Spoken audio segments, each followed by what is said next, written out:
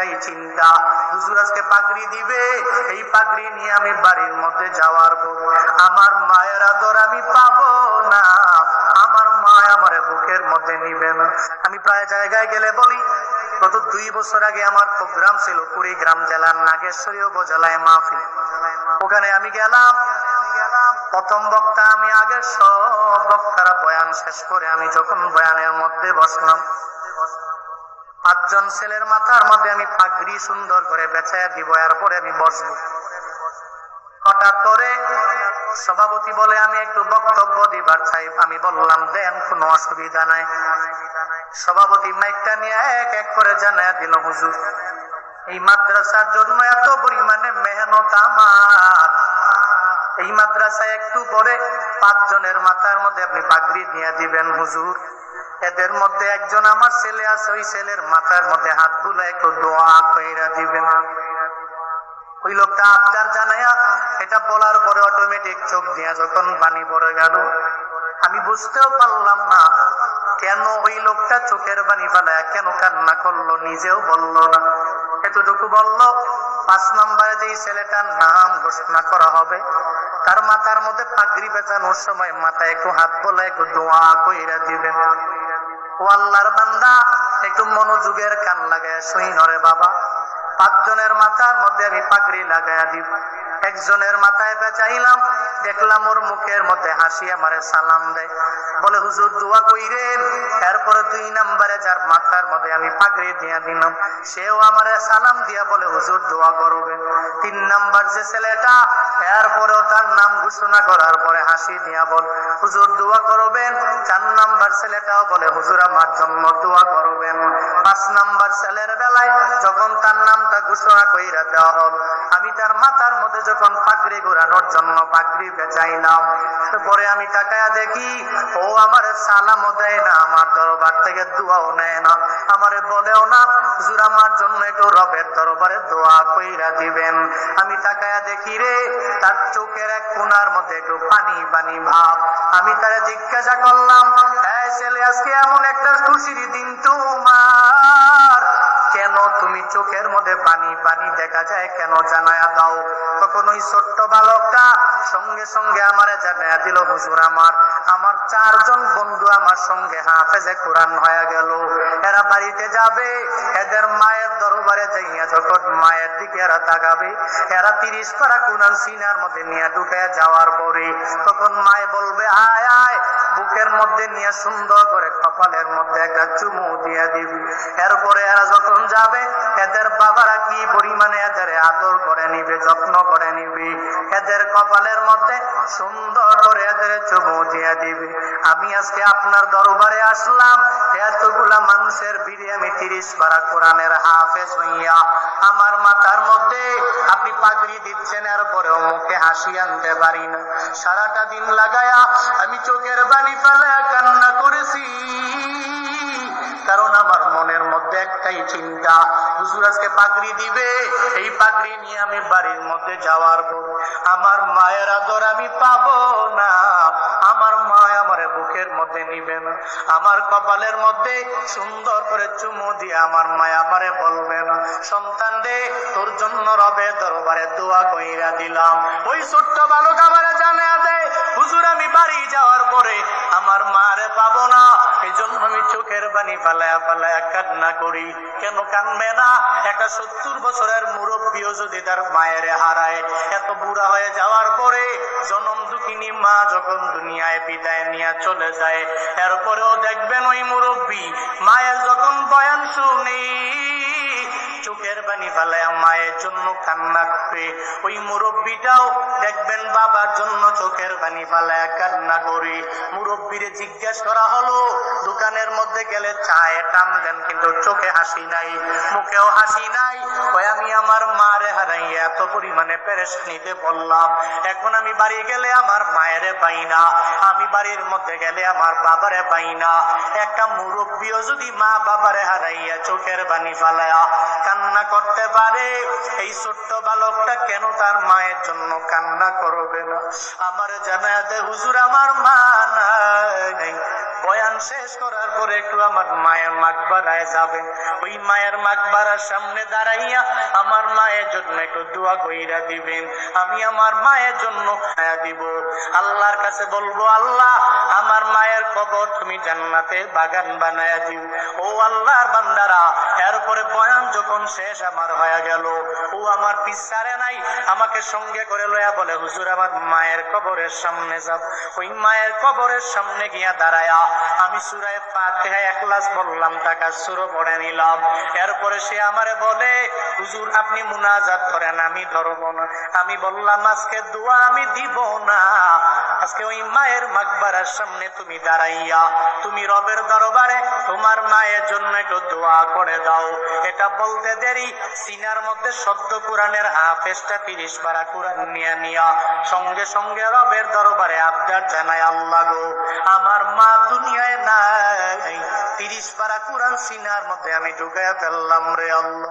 আজকে যদি আমার মায়ে থাকতো, আমার মায়ে কত পরিমাণে খুশি হয়ে যেত। আমার মাকে তুমি নিয়ে গেলা, তবে মায়ের মাকবারার কথা আমি ভুলে গেলাম না। আমার মায়ের চিন্তা আমার অন্তরের মধ্যে আছে বলেই আজকে আমি মাকবারার সামনে হাজির। আল্লাহ গো, আমি সন্তানের দোয়ার বদৌলতে আমি মায়ের কবরটা একটু কি জান্নাতের বাগান বানায়া দেওয়া যাবে না? ও কুলাউড়া মৌলভী বাজারের মুসলমান, আমার ওই সময় কি মনে হয়েছে জানুনি রে বাবা? একটা হাফেজে কোরআন যে এখনো গুনাহকে এটাও জানে না, সগীরা গুনাহও বোঝে না, কাবিরা গুনাহও যে জানে না, ওই ছোট্ট বাচ্চাটা 30 পারা কোরআন সিনায় ঢুকায় যখন আমার আল্লাহর দরবারে আবদার জানাইলো, ও দয়ার মালিক আমার মায়ের কবর জান্নাতের বাগান বানায়া দাও, আল্লাহর দরবারে আবদার জানাইলো। আমার মনে হয়েছে মায়ের কবর যদি জাহান্নামের গর্ত হয়, এরপর ওই ছোট্ট বাচ্চার কান্না আমার মাওলা ফিরাইয়া দিবে না, ওর মায়ের কবর জান্নাতের বাগান আমার মাওলা বানায়া দিবে। লা ইল্লা মা আল্লামতানা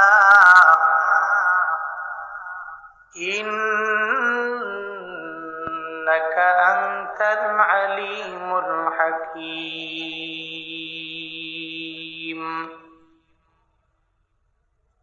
রব্বি শরহ লি সাদরি ويسر لي أمري واحلل عقدة من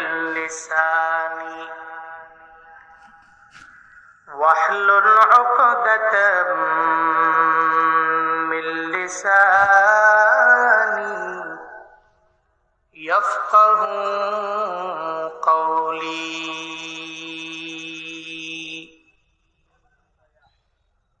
ربي زدني علما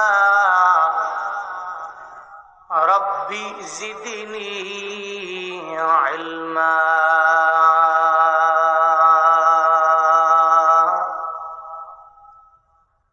ربي زدني علما ربي يسر ولا تعسر وتمم علينا بالخير.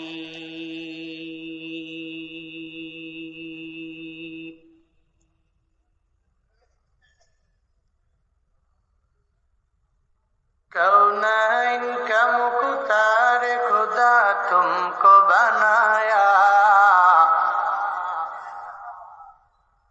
कौनैन का मुख्तार खुदा तुमको बनाया, उम्मत की निगाहबान खुदा तुमको बनाया,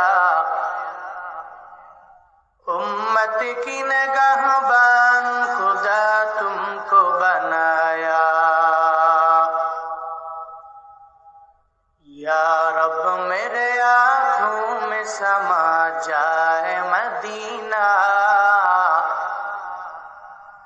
या रब मेरे आँखों में समा जाए मदीना, मुद्दत से मेरे दिल में तमन्ना है मदीना।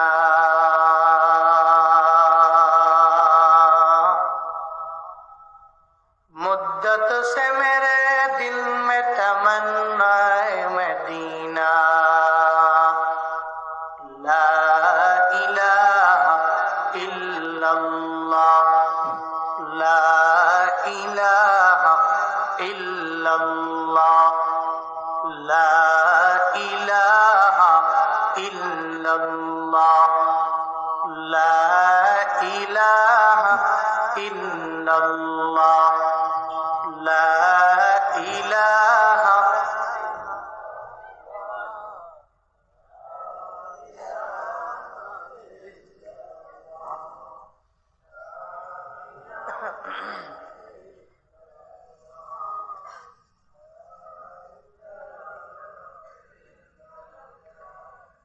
لا إله إلا الله لا إله إلا الله لا إله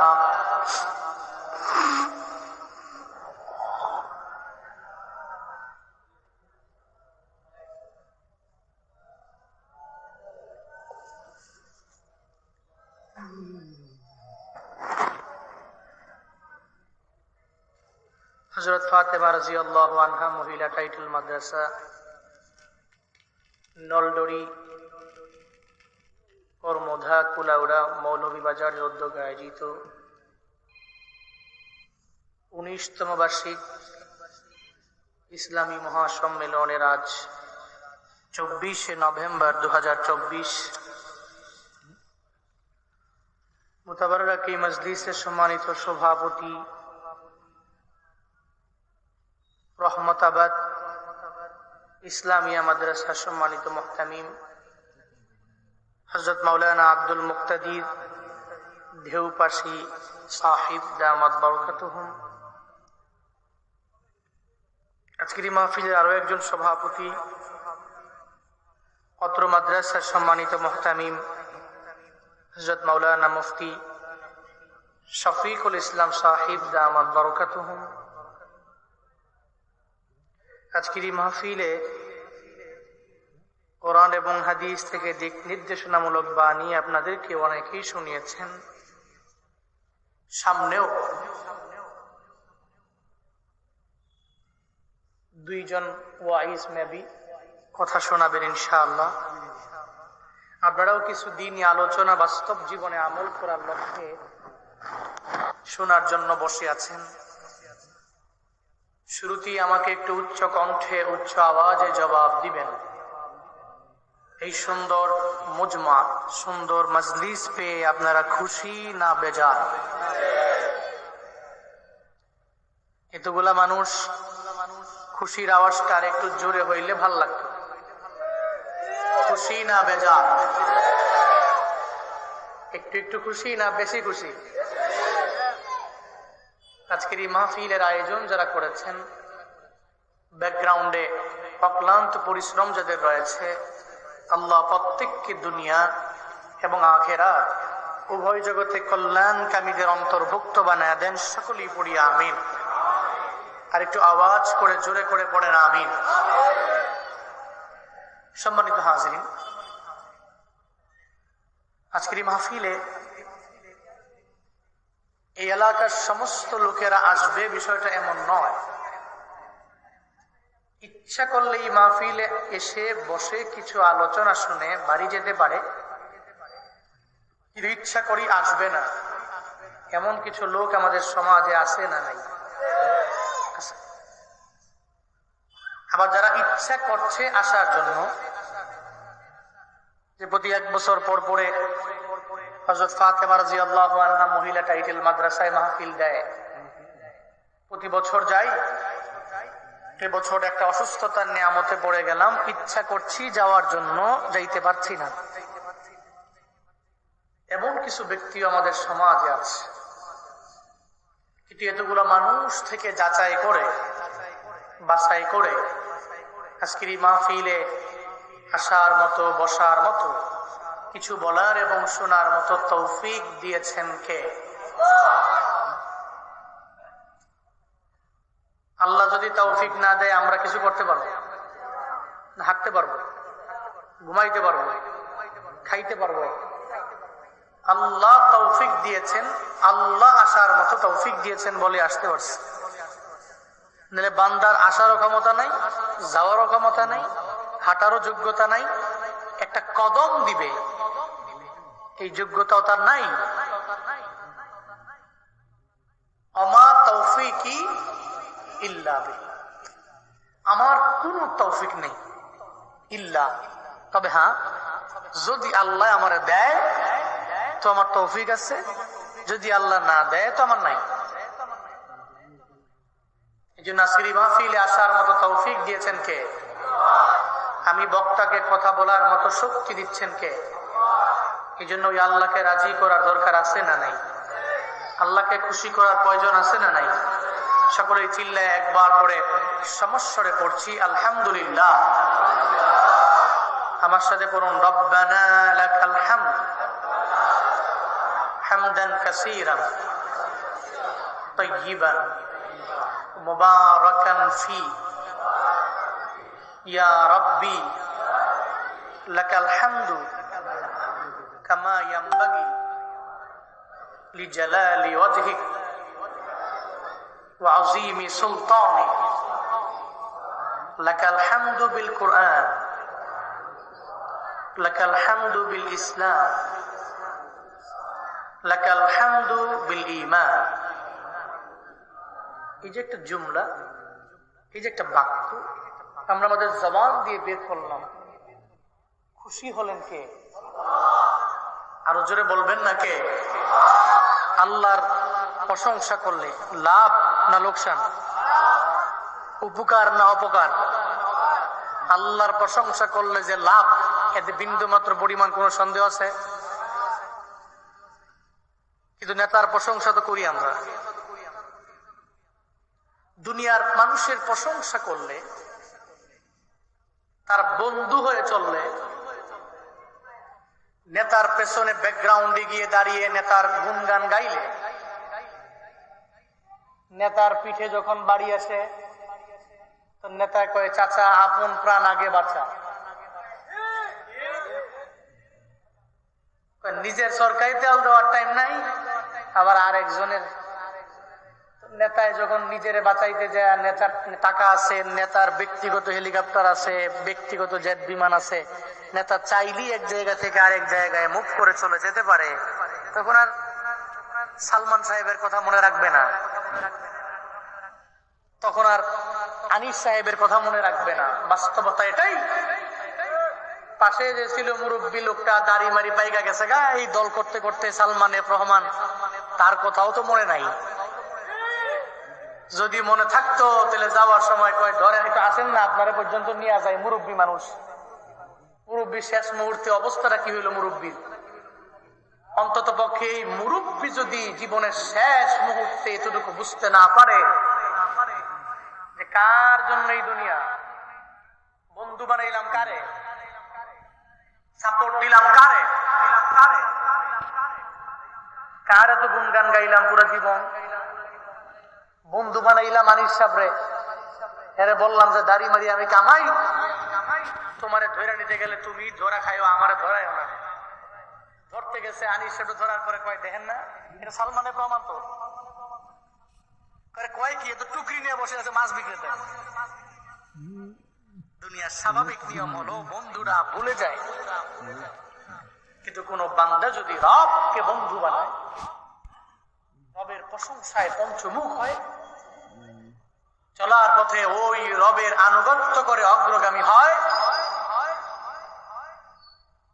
ফায়দা কি?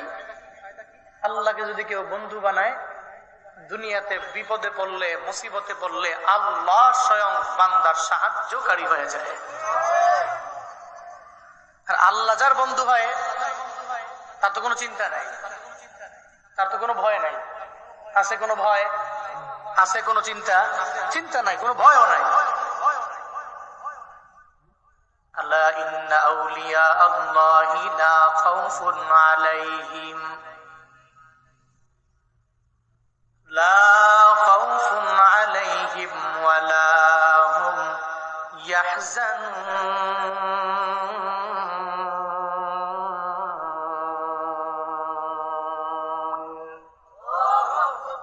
আল্লাহ কয় জেনে নাও, ইন্না আউলিয়া আল্লাহ, নিশ্চয়ই রবের বন্ধু যারা, লা খাউফুন আলাইহিম, তাদের কোনো ভয় নাই, ওয়ালা হুম ইয়াহজানুন, তাদের কোনো চিন্তাও নাই।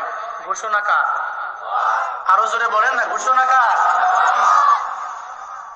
এজন্য বন্ধু বানাবো কারে? প্রশংসা করবো কার? সর্বহারা। নাকি গরিব থেকে ধনীতে কনভার্ট হয়ে গেলে আল্লাহকে ভুলে যেতে হয়? কিন্তু আমরা এমন করি, আগে গরিব ছিলাম, খাইতে পারতাম না ঠিক মতো, এখন আল্লাহ পাক 2-4টা ছেলের মাধ্যমে ধনী বানাইছেন।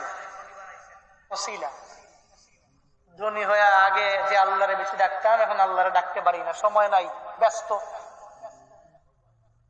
আগে ডে লেবার ছিলাম, দিন মজুর ছিলাম, দিনে আনতাম দিনে খাইতাম। সকালে খাইলে দুপুরে ব্যবস্থা করতে অনেক কষ্ট হইত।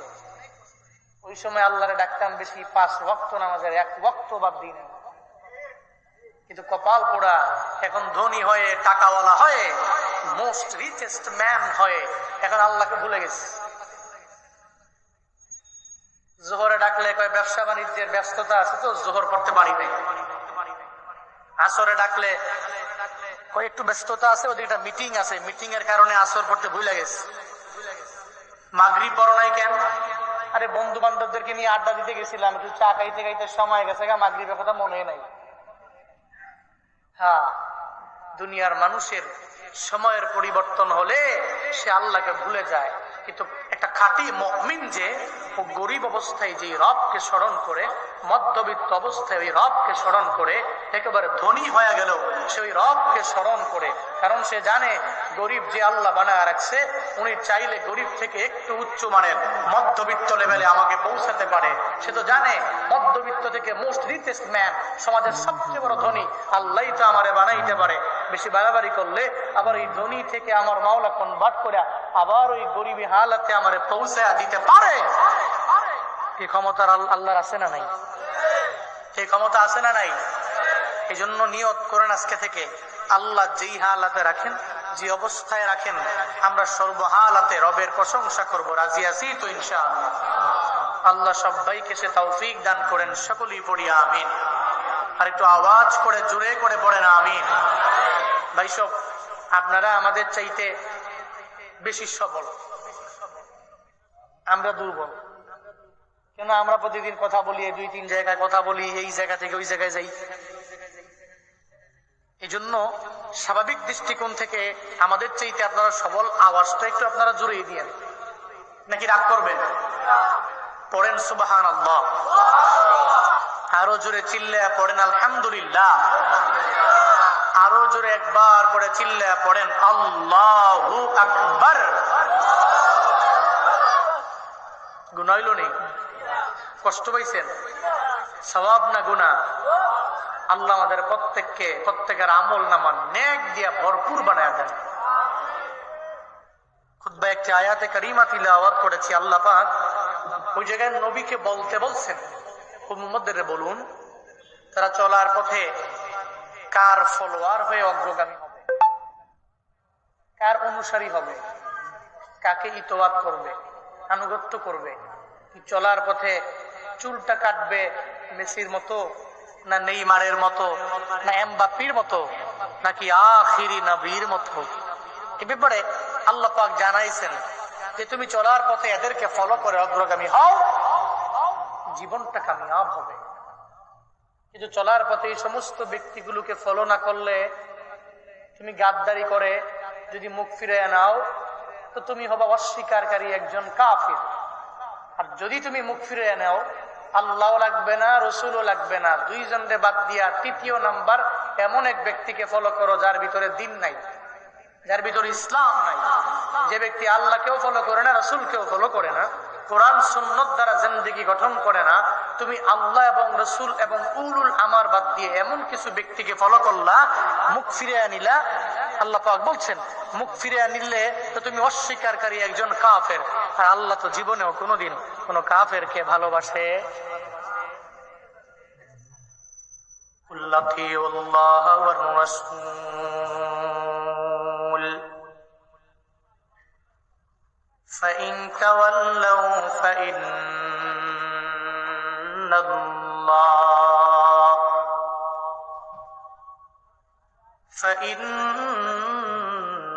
الله لا কাফিরিন।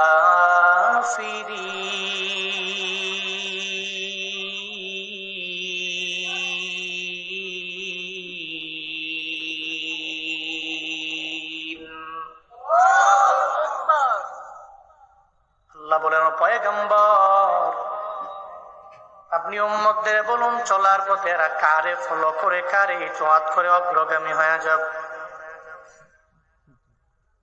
কার ফলোয়ার হয়ে এরা দুনিয়ার মধ্যে চলবে, কার ফলোয়ার হয়ে আগায় যাবে। আল্লাহ বলেন, এক নম্বরে আমি রবের ইতোয়াত, এক নম্বরে আমি রবের আনুগত্য করে এরা আগায় যাবে।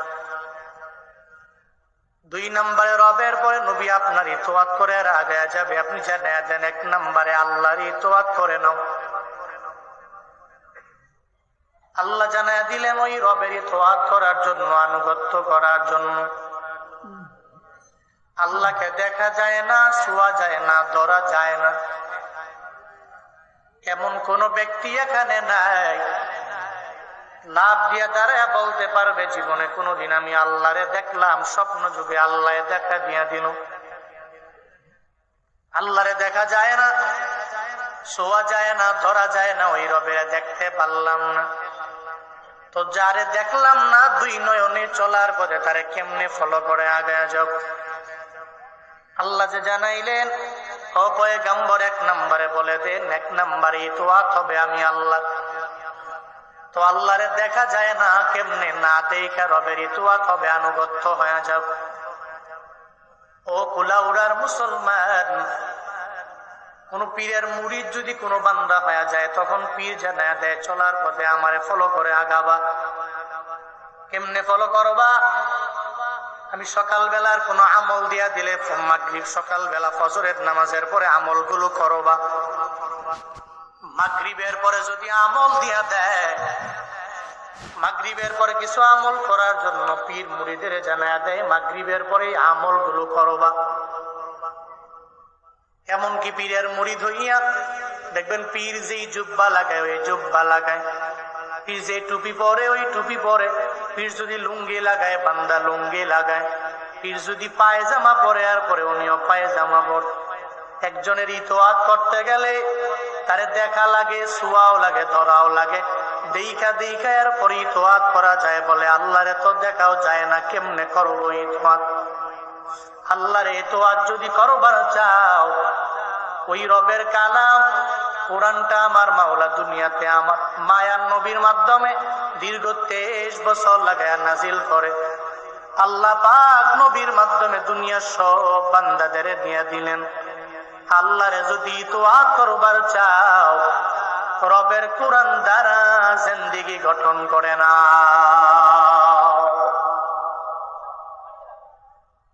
রবের কোরআন দ্বারা জিন্দেগিটাকে গঠন করে নাও।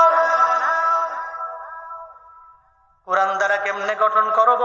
বলে ফজরের নামাজ তার জন্য উঠলাম, ঘুম থেকে জাগলাম, নামাজে গেলাম, টানা আসা পর্যন্ত, আবার ঘুমাইতে যাওয়ার আগ পর্যন্ত কেমনে আমার জিন্দেগিটারে আমি চালাইবো, সব আমার রবের কোরআনের মধ্যে আছে না নাই? আসেনি? এখন তো কোরআন পড়লামও না, ধরলামও না। মাঝে মাঝে ওয়াজ মাহফিলে গেলাম, বক্তা সাহেব বয়ান করার জন্য আসলো, ওনার জবান থেকে একটু বয়ান শোনার জন্য গেলাম। আবার বাড়িতে গিয়া যেই সেই ফজরও পড়লাম না, জোহরও পড়লাম না, আসরও পড়লাম না, মাগরিবও নাই, এশাও নাই।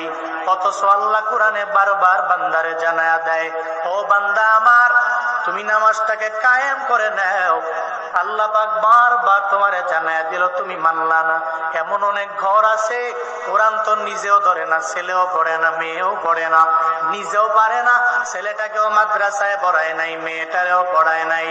অথবা চেষ্টা করলো ওই ছেলেটাকে মাদ্রাসার মধ্যে পড়াইবার জন্য, কিন্তু সে পড়ে নাই।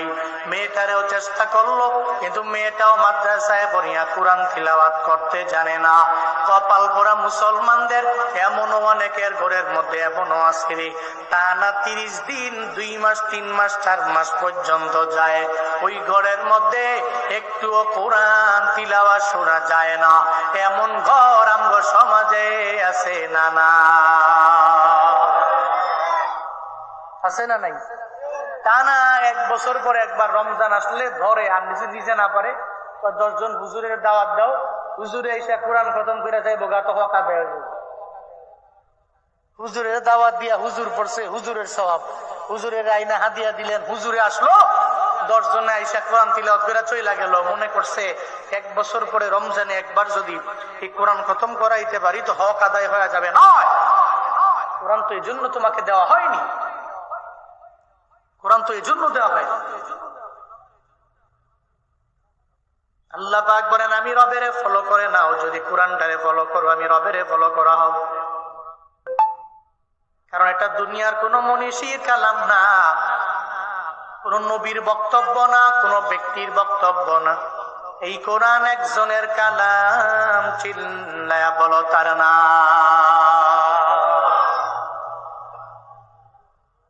কোরআন দ্বারা পরিপূর্ণ নিজের জিন্দেগিটা গঠন করে নাও রে বাবা। নিজে পারো না, ছেলেটার একটা মাদ্রাসার মধ্যে দাও, এর হাফেজ বানায়া দাও, কামিয়াব হয়ে যেতে পারো না। যদিও হাফেজ আলেম হলে দুনিয়ার মধ্যে অনেক টাকাওয়ালা হবে, অনেক দামি বাড়ি গাড়ির মালিক হবে, যদিও এমন হবে না। একদিন পাবেন কবরে যাওয়ার পরে অটোমেটিক পেয়ে যাবেন রে বাবা। যেদিন আপনি কবরে গেলেন, ওই কবরের মধ্যে ঢুকার পর ওই জায়গায় আপনার মাও যায় নাই, বাবাও যায় নাই, ছেলেও যায় নাই, মেয়েও যায় নাই। ওই কবরে আপনি একা। কবরের মধ্যে ঢুকার পরে এরপরে আপনার আমলের দরওয়াজাও বন্ধ হয়ে গেল। কিন্তু এমন কিছু ছেলে মেয়ে দুনিয়ার মধ্যে রাইখা গেলেন, এরা জবান বন্ধ রাখে নাই। আপনার জন্য কোরআন তিলাওয়াত কইরা কইরা বাবার জন্য চোখের পানি ফালায়া কান্না গো। কোন ওয়াজ মাহফিলে কোন ব্যক্তি আসলে ওই ব্যক্তিরে ধইরা নিয়ে যায়, আমার বাবার খবর একটু জিয়ারত করা লাগবে। ও হুজুর আসেন, আমার মায়ের খবর একটু জিয়ারত করা লাগবে। আমি প্রায় জায়গায় গেলে বলি, গত 2 বছর আগে আমার প্রোগ্রাম ছিল কুড়িগ্রাম জেলার নাগেশ্বরী উপজেলায় মাহফিল। ওখানে আমি গেলাম, প্রথম বক্তা আমি, আগে সব বক্তারা বয়ান শেষ করে আমি যখন বয়ানের মধ্যে বসলাম, 5 জন ছেলের মাথার মধ্যে আমি পাগড়ি সুন্দর করে পেঁচাইয়া দিব, এরপরে আমি বসবো। হঠাৎ করে সভাপতি বলে, আমি একটু বক্তব্য দিবার চাই। আমি বললাম, দেন, কোনো অসুবিধা নাই। সভাপতি মাইকটা নিয়ে এক এক করে জানাইয়া দিল, হুজুর এই মাদ্রাসার জন্য এত পরিমাণে মেহনত আমার, এই মাদ্রাসায় একটু পরে 5 জনের মাথার মধ্যে আপনি পাগড়ি নিয়ে দিবেন হুজুর। এদের মধ্যে একজন আমার ছেলে আছে, ওই ছেলের মাথার মধ্যে হাত বুলা একটু দোয়া কইরা দিবেন।